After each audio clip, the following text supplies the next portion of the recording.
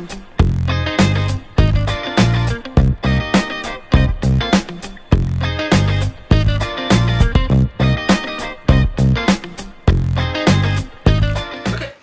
I went ahead and arranged the cheese plate.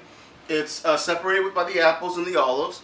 You know, we have the different cheeses, and around the edges I have the crisp.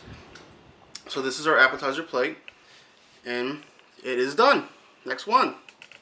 All right, so for our side dish, Sneaky Pie is going to help me out with this.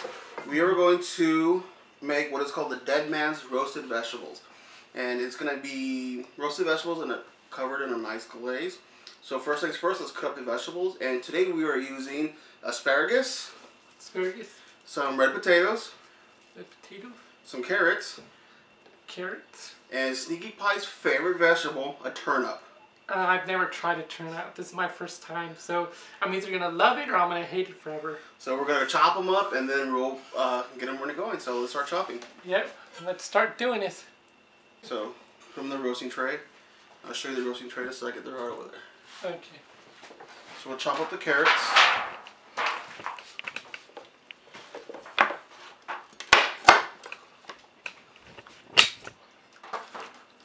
Here's our cooking tray.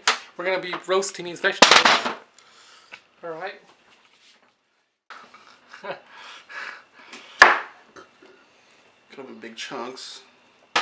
Don't let them drop, because I will be a mad panda. Hi-ya!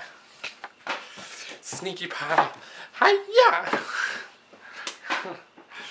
Ding ding ding ding ding ding ding ding ding ding ding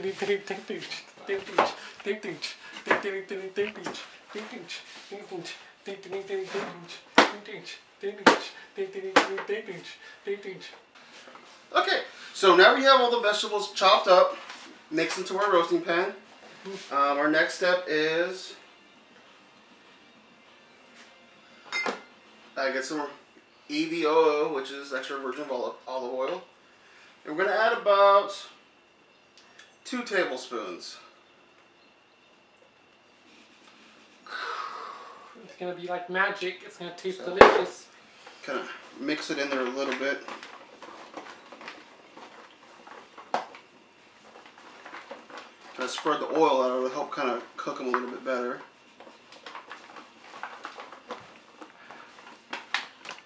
Great. Now that's done.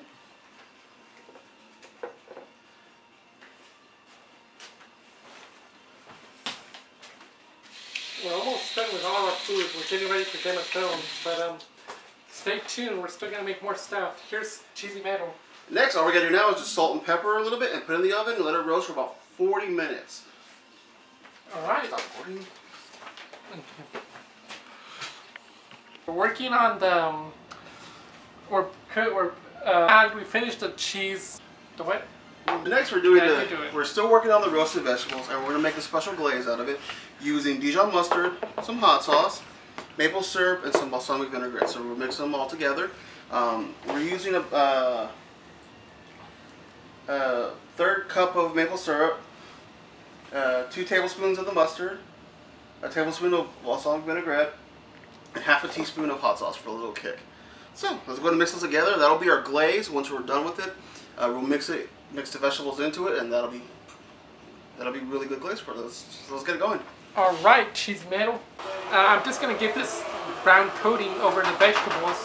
So I'm just gonna mix it up a bit. You can see they're quite soft and chewy and delectable. That's good. Yeah. One of the parts of the ham steak what we're doing is we have cored and peeled pears and apples, and we're having it in a mixture. And in that mixture is nutmeg, cinnamon, brown sugar, white wine, which I'm using a Messina Hoff, which is a Texas brand, and some lemon juice. Mix it all together, and what we're going to do is go ahead and put it on the stove and let it simmer so it'll soften up the pears and apples. Okay. No offense, but something stinks like, you know what? It's the potatoes.